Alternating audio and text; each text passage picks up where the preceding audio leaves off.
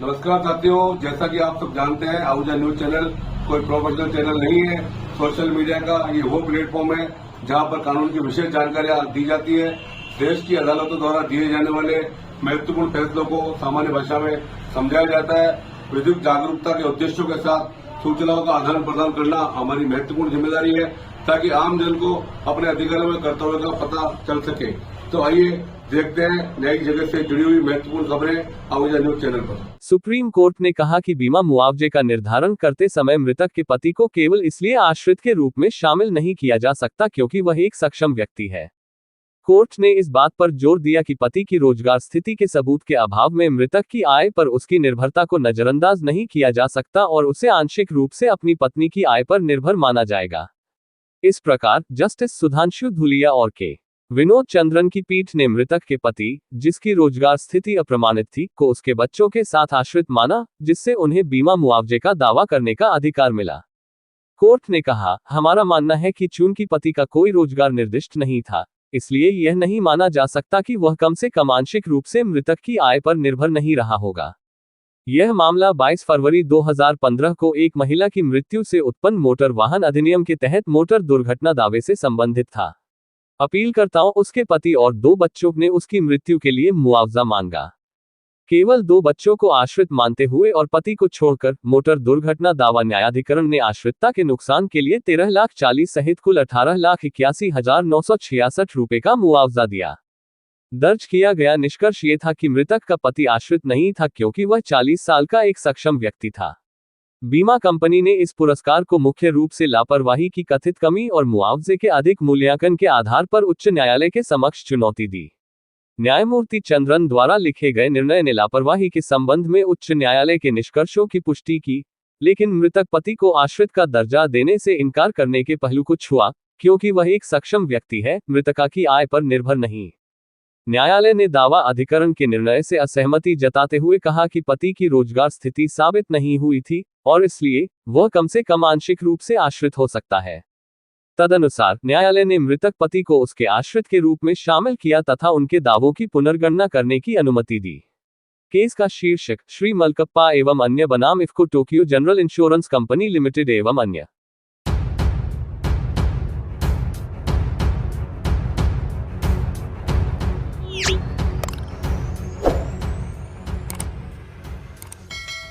राज्य के विद्यालयों में संचालित मिड डे मील (MDM) योजना के अंतर्गत कुक कन्वर्जन राशि एवं कुक कम हेल्प मानदेय की राशि का भुगतान गत 4 माह से लंबित है।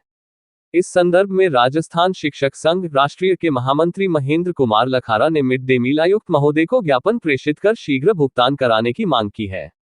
केकड़ी जिला मंत्री अर्जुन खींची ने बताया कि राज्य के अनेक विद्यालयों में 4 से 6 माह से मिड डे मील योजना की कुक कन्वर्जन राशि एवं रसोइयों कुक कम हेल्पर के मानदेय का भुगतान नहीं होने के कारण विद्यालयों में पोषाहार व्यवस्था गंभीर संकट में है।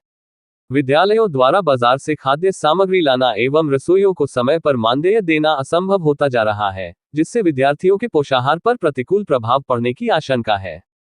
संगठन ने मांग की है कि लंबित भुगतानों का शीघ्र निस्तारण किया जाए तथा आगामी तिमाही हेतु अग्रिम 3 माह की राशि विद्यालयों को उपलब्ध कराई जाए, जिससे विद्यार्थियों को सुचारू एवं गुणवत्तापूर्ण पोषाहार मिल सके।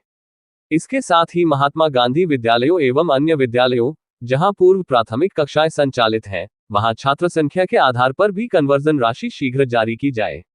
लखारा ने आशा व्यक्त की है कि विभाग शीघ्र सकारात्मक निर्णय लेकर विद्यालयों व विद्यार्थियों को राहत प्रदान करेगा। जिला मंत्री केकड़ी अर्जुन खींची ने प्रदेश महामंत्री लखारा को इस समस्या से अवगत करा शीघ्र भुगतान कराने की मांग की है। मांग करने में केकड़ी जिला मंत्री अर्जुन खींची, जिला संगठन महिला मंत्री उषा जोशी, ताराचंद प्रजापति, धर्मीचंद माली, उप शाखा भिनाय अध्यक्ष गोविंद राम जांगिड़, मंत्री दिनेश कुमार वैष्णव, कोषाध्यक्ष राजू लाल माली, महिला मंत्री सुमन सहित संगठन के पदाधिकारी है।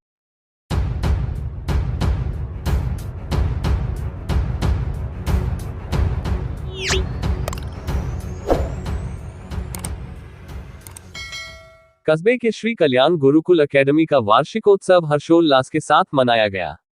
कार्यक्रम के मुख्य अतिथि प्रसिद्ध फिल्म निर्माता निर्देशक के सी बोकारिया रहे, जिन्होंने उपस्थित अभिभावकों को संबोधित करते हुए कहा कि श्री कल्याण अकेडमी एक संस्कारवान विद्यालय है। इसमें पढ़ने वाले बच्चे निश्चित तौर पर सफल होंगे और ये विद्यालय आपके बच्चों के सपने अवश्य साकार करेगा।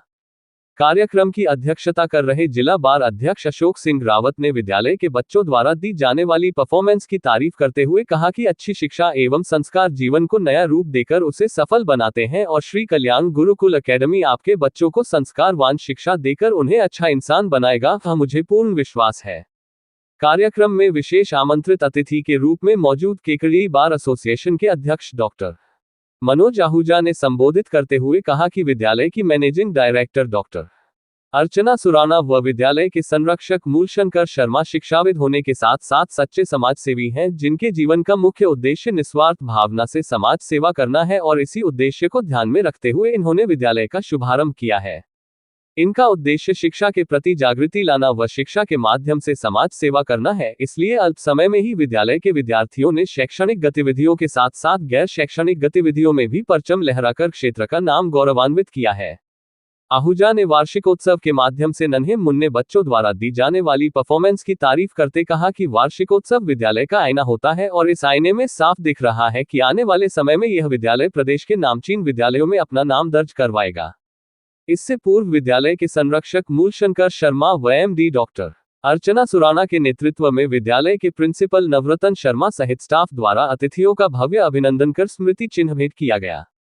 वहीं इस मौके पर विद्यालय की प्रबंध निदेशक डॉक्टर अर्चना सुराना ने कहा कि संस्थान का उद्देश्य विद्यार्थियों का सर्वांगीण विकास करना है। इस विद्यालय के माध्यम से वो उन अभिभावकों का सपना पूरा करेगी जो अपने बच्चों को महानगरों में भेजकर स्कूल व हॉस्टल की भारी भरकम भरते हैं तथा ब्रांडेड विद्यालयों में एडमिशन दिलवाकर पूरा करना चाहते हैं।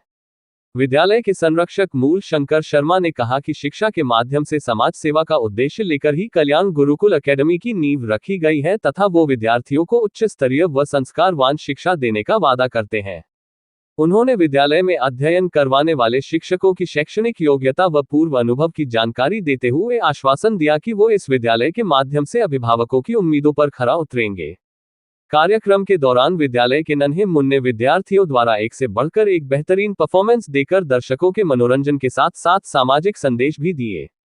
कार्यक्रम में बार एसोसिएशन विजयनगर के पूर्व अध्यक्ष एडवोकेट धीरज कुमार मालविया, नसीराबाद बार के पूर्व उपाध्यक्ष advocate Hemant Prajapati, CJM court Ajmer के रीडर मनोज मिश्रा, विनाय के पत्रकार राजेंद्र टेलर, समाजसेवी प्रवीण कोठरी सहित कई अतिथि व बड़ी संख्या में अभिभावक व ग्रामीण मौजूद रहे, जिन्होंने वार्षिकोत्सव की खुले मन से प्रशंसा करते हुए डिगी कस्बे के इतिहास में अब तक का सबसे बेहतरीन कार्यक्रम बताया। को आगे बढ़ाने के लिए, बच्चों को आगे बढ़ाने के लिए सोच रख करके इस विद्यालय को आगे बढ़ाने की कोशिश की है। एक विद्यालय के बच्चों को सेवा के माध्यम से शिक्षा देने की कोशिश की है और आपने अपने बच्चों को यहाँ भेज करके यहाँ भेजा है, तो निश्चित तौर पर मैं समझता हूँ कि आप जो पेरेंट्स हैं वो सौभाग्यशाली है जो ऐसे विद्यालय में पढ़ रहे हैं। मैं साथ ही कहना चाहूंगा, मैं बताना चाहूंगा कि डॉक्टर अर्चना सुराना की जो दोनों बच्चियां जिनकी परफॉर्मेंस अभी आपने देखी, अनाया और अनन्या की, वो खुद अजमेर में मेयो कॉलेज की स्टूडेंट है, जहां पर एडमिशन कराने के लिए आईएएस को भी बहुत अप्रोच लगानी पड़ती है। वहां पढ़ने वाले बच्चे आज आपके इस विद्यालय में पढ़ रहे हैं, तो आपको समझना चाहिए कि विद्यालय किस प्रकार से आगे बढ़ेगा और इस विद्यालय को आगे किस प्रकार से बढ़ाने की इनकी प्लानिंग रही होगी।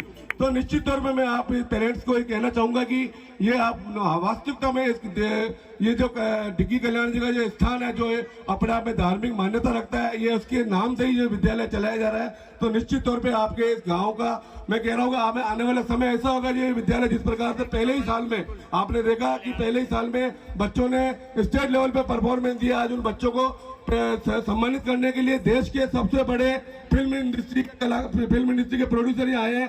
तो निश्चित तौर पे आप समझिए कि आपको इनके बच्चों को आपने कहां भेजा है और आपके बच्चों का भविष्य किस प्रकार से आगे बढ़ने वाला है। मैं आपको कहना चाहूंगा कि वो समय दूर नहीं है जब इस विद्यालय में आपके बच्चों को एडमिशन कराने के लिए आपको भी सिफारिश लगानी पड़ेगी, और हम भी यहाँ बैठे बैठे अधिकार से गर्व से कहेंगे कि आदरणीय भाई साहब मूलशंकर जी हमारे मिलने वाले इन बच्चों को आप एडमिशन दें। बच्चों को जो आपने सपने देखे हैं उन सपनों को पूरा करने के लिए अपना कार्य अच्छे काम से कर रहा है। मैं साथ ही यहाँ जो प्रिंसिपल है नवरत्न जी और जो पीटीआई जी है जिन्होंने बहुत अच्छी परफॉर्मेंस दी है, उनका भी मैं बहुत बहुत आभार व्यक्त करना चाहूंगा। एक साल के अंदर आपने इस विद्यालय को इतना आगे बढ़ाया, इतने बच्चों को आपने एडमिशन दिया है, और मैंने अभी पूछा है स्कूल का जो फीस का स्टैंडर्ड है वो बहुत कम है। मतलब ये समझो कि खर्चा भी मेरे हिसाब से इनका नहीं निकलता होगा, यदि इस लेवल का स्टैंडर्ड देखा जाए, तो आप पेरेंट्स से मैं कहना चाहूंगा कि आप जिस प्रकार से आपके बच्चे पढ़ रहे हैं, आपके और भी जो बच्चे हैं उनको भी आप मोटिवेट करें। निश्चित तौर पे यहाँ आपके जो बच्चों की जो आपने सपने अपने बच्चों के लिए देखे वो यहाँ से पूरे होंगे। और मैं और माननीय ये हमारे सभी जो गेस्ट यहाँ मौजूद है, हम आपके लिए शुभकामनाएं देते हैं, आपके बच्चों को शुभकामनाएं देते हैं। और मैं आप सभी को और डिक्की कल्याण जी का आशीर्वाद आपके और आपके बच्चों के ऊपर बना रहे। बहुत बहुत धन्यवाद। जय हिंद, जय भारत।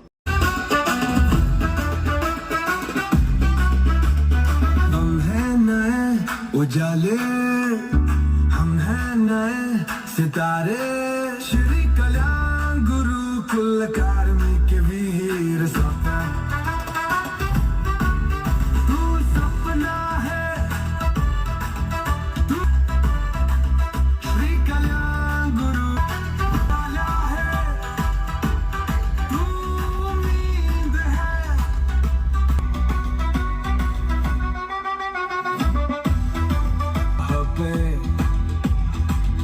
हर चाह में श्री कल्याण गुरुकुल अकादमी का नाम है। संस्कार सेवा शिक्षा की श्री कल्याण गुरुकुल अकादमी की पहचान है।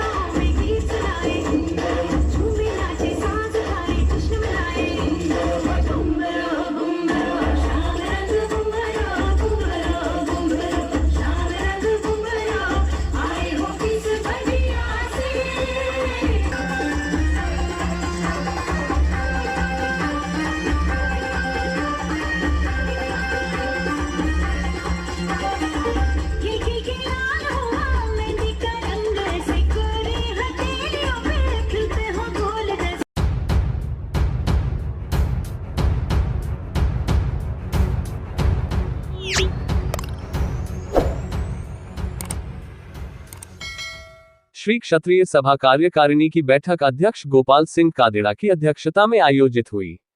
मीडिया प्रभारी रविंद्र सिंह पिपलाजर ने बताया कि महाराणा प्रताप जयंती समारोह हर वर्ष की भांति इस वर्ष भी मनाया जा रहा है।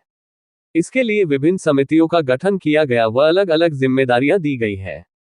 29 मई को प्रातः 8 बजे महाराणा प्रताप सर्कल से वाहन रैली शुरू होकर पटेल मैदान, 3 बत्ती चौराहा, जयपुर रोड होते हुए जूनिया गेट, घंटाघर, खिड़की गेट, बस स्टैंड होते हुए समारोह स्थल जगदम्बा छात्रावास पहुंचकर समारोह आयोजित किया जाएगा।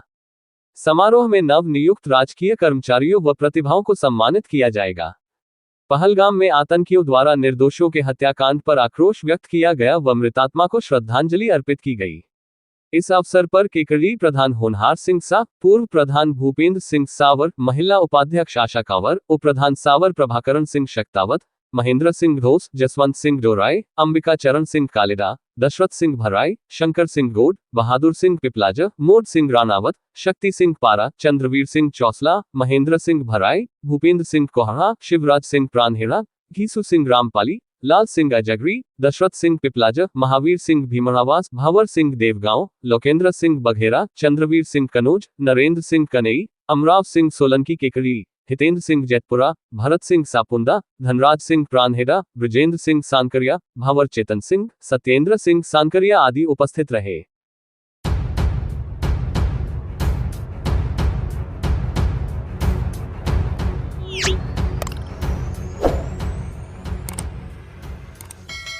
केकेडी विधायक शत्रुघ्न गौतम ने रविवार को नगर परिषद में स्थित जनसुनवाई केंद्र पर पत्रकार वार्ता में कहा कि शीघ्र ही केकेडी शिक्षा के क्षेत्र में हब बनेगा। उन्होंने नाइलेट संस्थान के प्रवेश पत्र का विमोचन किया। इस मौके पर उन्होंने पत्रकारों को बातचीत में बताया कि राजस्थान के अजमेर जिले के केकेडी क्षेत्र में तकनीकी शिक्षा और नवाचार को नया आयाम मिला है। उन्होंने बताया कि कोहड़ा गांव स्थित national institute of electronics and information technology NIELIT को भारत सरकार ने डीम्ड टू बी यूनिवर्सिटी का दर्जा प्रदान किया है।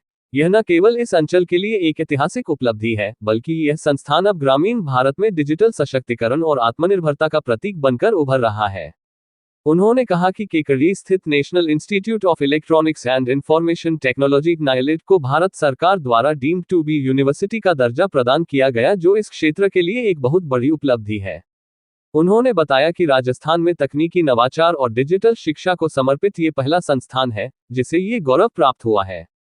कॉलेज के सामने बस स्टॉप और स्पीड ब्रेकर निर्माण के निर्देश दिए गए हैं तथा जल निकासी और नागरिक समस्याओं के शीघ्र समाधान के लिए संबंधित अधिकारियों को निर्देशित किया गया है। प्रधानमंत्री जी ने विकसित भारत के सपने को साकार करने के लिए संकल्प लिया है, जो उस दिशा में हम लगातार कदम बढ़ा रहे हैं। प्रधानमंत्री जी 2047 तक भारत को विकसित राष्ट्र बनाने का जो लक्ष्य लिया है, निर्धारित किया, उससे प्राप्त करने के लिए ठोस फार्मूला पेश किया है। उन्होंने कहा है कि ज्ञान पर ध्यान और सम्मान देने से हम अपने लक्ष्य को पा सकते हैं। उन्होंने ज्ञान को डिकोड करते हुए बताया, जी का अर्थ गरीब, वाई का अर्थ युवाओं का सशक्तिकरण, ए का अर्थ अन्नदाता अर्थात हमारा किसान और एन का अर्थ हमारी नारी अर्थात हमारी महिलाएं। इसके साथ ही प्रधानमंत्री ji make in India, startup India, digital India जैसी योजनाओं के माध्यम से हम न केवल तकनीकी और आर्थिक विकास के लिए नए आयाम स्थापित कर रहे हैं, बल्कि SC/ST योजनाओं को कमजोर वर्गों के लिए अपार अवसर प्रदान कर रहे हैं। ये सब भारत के हर नागरिक के सशक्त बनाने की दिशा में किए गए प्रयास का हिस्सा है। नाइलेट केकेडी अब सिर्फ एक शिक्षा का केंद्र नहीं, बल्कि राजस्थान की तकनीकी हृदय बन चुका है। ये ग्रामीण उत्थान का सपना, विकसित भारत का निर्माण का मजबूत भागीदार बन चुका है। आइए हम सब इस यात्रा को एक कदम बढ़ाएं। ज्ञान, इनोवेशन और सशक्तिकरण के रास्ते, आइए केकेडी को राष्ट्र की प्रगति के प्रतीक बनाएं। जय हिंद।